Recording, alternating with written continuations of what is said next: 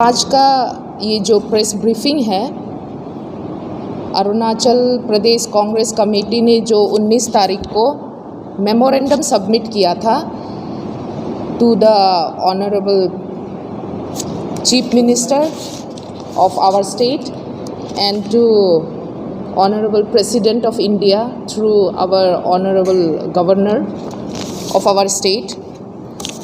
तो ये मेमोरेंडम जो basically fuel price, essential commodities और एलपीजी, इन सब के जो बढ़ते हुए जो स्काई रॉकेटिंग जो प्राइस हाइक हुआ है उसको कम करने के लिए, उसको रोल बैक करने के लिए हमने एक दरख्वास्त डाली थी मेमोरेंडम के थ्रू। अर्ज किया था प्रेसिडेंट ऑफ इंडिया को भी और हमारे स्टेट लेवल पे हमारे चीफ मिनिस्टर साहब को भी।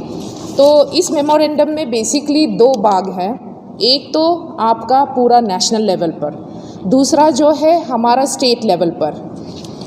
तो नेशनल लेवल पर जब हम बात करते हैं तो we generally talk about central government.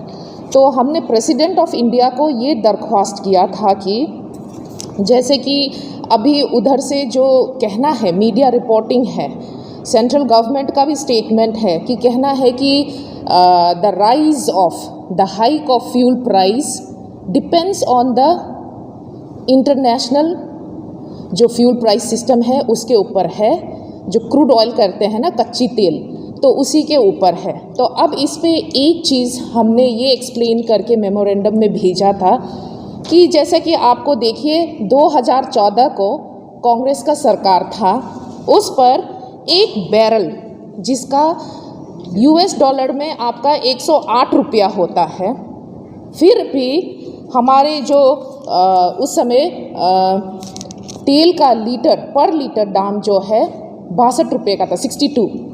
और अब क्या है, अब जो तेल का दाम जो है बढ़ चढ़कर पेट्रोल का 112, डीजल का 100 रुपये हो गया है।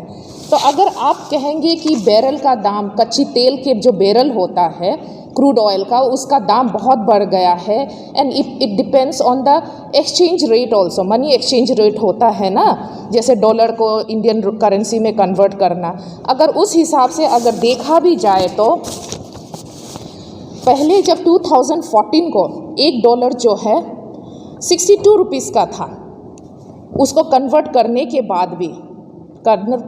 करने के बाद एक बैरल जो होता है वो 7,000 का पड़ता था।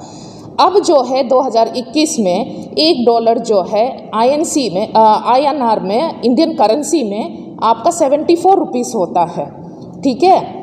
लेकिन बैरल उसको अगर काउंट करें इंडियन करेंसी में तो 4,000 का बैरल पड़ता है। फिर भी इतने बैरल का दाम इतना ज़्यादा था, 7,000 का था INR में 2014 को, लेकिन हमारे कांग्रेस सरकार ने फ्यूल जो है, पेट्रोल जो है वो 62 रुपीज़ का दिया। और लेकिन जब अब क्रूड ऑयल का दाम जो है एक बैरल 4,000 का है, तो भी इतना कम रेट पड़ने पे भी हमारा जो सेंट्रल गवर्नमेंट है पेट्रोल का दाम 112 रुपये कर दिया, डीजल का दाम 100 रुपये कर दिया। और फिर इसके बाद आपको ये बता दें कि जब तेल का जो प्राइसिंग मैकेनिज़्म क्या है, एक्साइज ड्यूटी पड़ता है। 2014 में INC गवर्नमेंट के समय आपका पर लीटर पेट्रोल में एक्साइज ड्यूटी 9 रुपये 20 पैसे का था। अब 2021 में जब भारतीय जनता पार्टी सरकार चला रही है, ये एक्साइज ड्यूटी भी भरते भरते पेट्रोल के ऊपर 32.9 रुपये पर लीटर का हो गया है एक्साइज ड्यूटी। और डीजल का क्या है, 2014 में 3 रुपये 46 पैसे था पर लीटर, और अब देखिए 2021 में 31.8 पैसे का पर लीटर हो गया है। तो इतना जो है ऊंचा छलांग लगा के तेल के दाम को बढ़ाना क्या ज़रूरी है। और अब इसमें देखिए वेट का देखिए 2014 में 20% था पर लीटर का, अब ये देखिए कि 2021 में 30% का हो गया है। डीजल के ऊपर 12% का वेट था, अब 2021 में 18% का हो गया है। इतना ज़्यादा टैक्स, हर किस्म का टैक्स लगा के रखा हुआ है। आप उसमें फ्रेट चार्जेस है, डीलर का जो कमीशन है उस पर आपका, तो ये सारा जो छोटा छोटा जो टैक्स है उसको बड़े बड़े अमाउंट में लेकर तेल का प्राइस इतना आसमान से पार चढ़ा दिया है कि आम आदमी, जो जनता जो है अभी क्या है, they are suffering from economic slowdown. फिर क्या है, अनप्रेसिडेंटेड अनएम्प्लॉयमेंट, जो जॉब लॉस है, तो ऊपर से पैंडमिक है। तो ऐसे वक्त में इतना ज़्यादा प्राइस हाइक करके, इतना ज़्यादा हर चीज़ में दाम लगा के इस सरकार को, भारतीय जनता पार्टी वाली सरकार को करना क्या है? तो यही है कि हमारा दरख्वास्त हमारे गवर्नर के थ्रू, हमारे ऑनरेबल गवर्नर के थ्रू हमने जो प्रेसिडेंट ऑफ इंडिया को जो मेमोरेंडम सबमिट किया था, यही था कि ये सारे एक्सप्लेनेशन के साथ भेजा कि कम से कम ऑल ओवर इंडिया में पेट्रोल डीजल का दाम कम करवाइए। इसेंशियल कमोडिटीज़ में देखिए, 1 लीटर एडिबल ऑयल का कितना 80 रुपये से 250 रुपये का हो गया है। एक अंडे का कीमत जो है पहले 4 रुपये में मिलता था, अब जाके 10 से 12 रुपये के बीच में हो गया है। तो ये सारे चीज़ों पे ध्यान दीजिए, टैक्स जो है वो कम कराइए, ताकि ऐसे महामारी के समय में लोग कम से कम उनको थोड़ा रिलीफ मिल सके, सुकून मिल सके। तो अब क्या है कि अब देखिए कितना, अभी 2 महीने में आपने देखा होगा कि 29 टाइम्स जो है फ्यूल प्राइस हाइक हुआ। पिछले 4-5 महीने से 66 टाइम्स प्राइस हाइक हुआ फ्यूल का। तो ये सब सारे जो प्राइसिंग मैकेनिज़्म में अगर हमारा जो सेंट्रल गवर्नमेंट जो है वो थोड़ा ध्यान दे और जो डिफरेंट काइंड ऑफ टैक्स है उसको थोड़ा कम करे, मिनिमाइज करे, without hurting the revenue system, तो क्या है कि आम आदमी का जो डेली जो है हाउस होल्ड एक्सपेंसेस भी लिमिट में रहेगा, और जो डेली जो है हमारा जो रहने का जो खर्चा, इनकम एक्सपेंडिचर का सिस्टम भी प्रोसेस में रहेगा। अब दूसरा भाग जो है, हमने जो हमारी पार्टी ने जो स्टेट लेवल में, हमारी पार्टी ने सोचा कि स्टेट लेवल में अगर सेंट्रल लेवल से कुछ नहीं होता है तो कम से कम स्टेट लेवल में तो हम अपने जो 15 लाख की पॉपुलेशन है उनका तो कुछ हम कल्याण कर सकते हैं, उनको कुछ लेवल तक हम लोग रिलीफ दिला सकते हैं। वही सोच रख के हमने अपने जो मुख्यमंत्री हैं चीफ मिनिस्टर साहब, उनको एक मेमोरेंडम सबमिट की थी 19 को ही। तो उस पर हमारा ये जो डिस्क्रिप्शन ये है, हमारा एक्सप्लेनेशन ये है कि जो स्टेट लेवल में टैक्स लगता है, वेट करके एक टैक्स लगता है, वो जैसे कि आपका 4 मई 2020 को एक ऑफिशियल ऑर्डर निकला था office of secretary tax excise and narcotics से। उसमें ये दिखाया गया है कि जो पेट्रोल का है उस पर वेट जो है 20% का लगता है और डीजल में 12.5% का लगता है।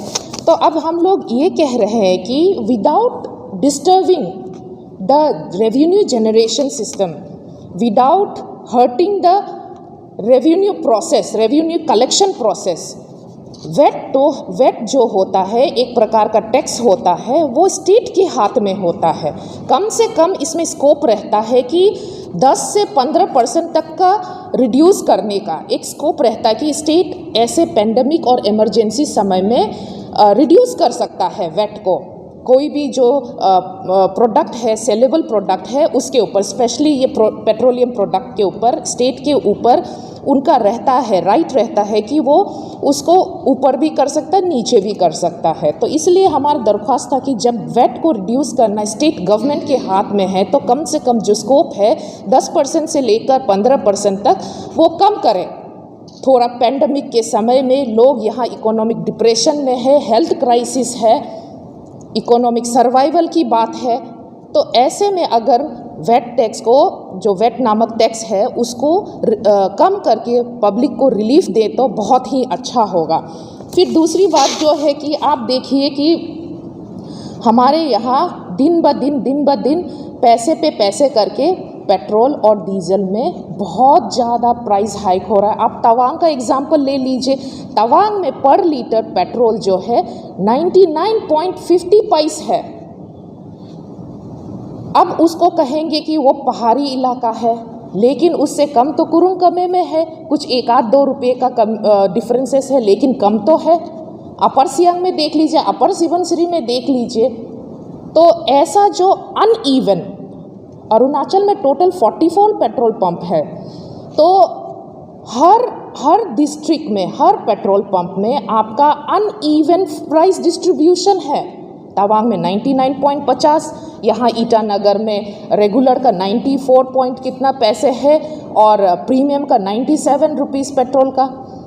तो ऐसे करके अनइवन जो डिस्ट्रीब्यूशन है, प्राइस मैकेनिज्म सिस्टम है, ऐसा करके ये जो है बहुत ही क्लेवरली हमारा स्टेट गवर्नमेंट जो है टैक्स लगा रहा है पेट्रोलियम प्रोडक्ट्स में, जिससे कि क्या हो रहा है, जो इकोनॉमिक स्लो डाउन अनइवनली चल रहा है।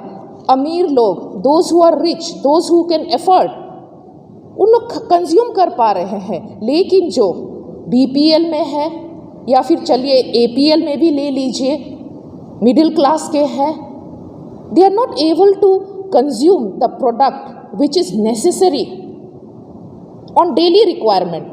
तो ये सारी चीज़ें हैं। और अब आपको ये बता दें कि हमारा जो है स्टेट में, हमारी स्टेट में जो है एलपीजी, आपको देखा होगा कि 2 साल से हमारे स्टेट में एलपीजी का इतना प्रॉब्लम है। यहाँ पे जो gas cylinder, cooking gas cylinder होता है ना, उसका डिस्ट्रीब्यूशन, उसका सप्लाई का इतना शॉर्टेज है, इतना प्रॉब्लम है, ऐसा कभी in the history of Arunachal नहीं हुआ। क्योंकि किमिन में जो हमारा एलपीजी बॉटलिंग जो फैक्ट्री है, जो यूनिट है, प्लांट है, वो 2018-2019 के बीच में शुरुआत में से बंद पड़ा हुआ है। एक रीज़न दे के बंद पड़ा हुआ है कि वो एरिया जो है, वो एलपीजी बॉटलिंग प्लांट एरिया जो है वो फ्लड प्रोन है।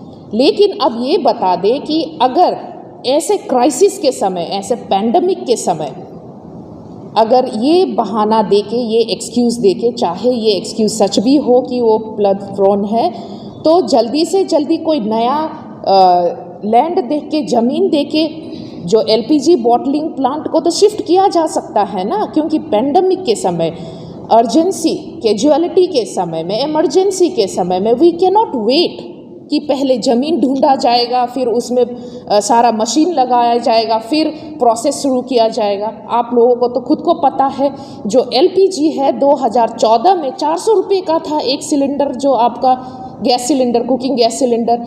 अब जाके अरुणाचल में, ईटानगर में 970 रुपये से लेके 1000 तक का हो गया है। वो किस लिए? बिकॉज हम लोग अपना जो है बॉटलिंग प्लांट बंद करके बैठा हुआ है। We are dependent on the neighbouring state. तो हमारे स्टेट गवर्नमेंट को ये करना चाहिए कि जो किमिन का जो एलपीजी बॉटलिंग प्लांट है, उसको इमीडिएटली शुरू करना चाहिए। At the same time new bottling plant should be commission in different part of the state. कम से कम 4 तो होना चाहिए to cater the needs and necessity of 15 lakh population of the state. तो ये सारी चीज़ों में ध्यान ना देता हुआ हमारा जो है स्टेट गवर्नमेंट बिना मतलब का फ्यूल प्राइस हाइक कर रहा है, वो भी इन अ वेरी डिस्क्रिमिनेटेड वे में। कहीं कोई डिस्ट्रिक्ट में कोई 97 रुपीज़ का है, कहीं 99 रुपीज़ का है, कभी तो कहीं 98 रुपीज़ का है, ऐसा करके। तो अब जो है हम अरुणाचल प्रदेश कांग्रेस पार्टी का जो अर्ज था, जो सबमिट किया है हमने मेमोरेंडम में, यही है कि स्टेट के हाथों में वेट नामक टैक्स को कम करना, रिड्यूस करने का जो राइट है उसको एक्सरसाइज करके कम से कम 10 से 12% का उसको रिड्यूस करें। और एक्साइज ड्यूटी में भी एक्साइज ड्यूटी में भी 8% तक तो कम ही कर सकता है, तो उसको भी अगर उस पर ध्यान दे, और जैसे कि फ्रेट चार्जेस है आपका, उस पर भी कम करे। फ्रेट चार्जेस कितना है, 0.36 पैसे कुछ है पर लीटर, उस पर भी अगर देखे, उस पर भी अगर कोई कंसिडरेशन करे, तो ऐसा पैंडमिक के समय में, ऐसे महामारी के समय में जहाँ एक सर्वाइवल जो है एट रिस्क है, तो ऐसे समय में हमारे जो आवाम है, हमारे जनताओं को बहुत बड़ा रिलीफ मिलेगा। This is the humble submission from Arunachal Pradesh Congress committee. Thank you.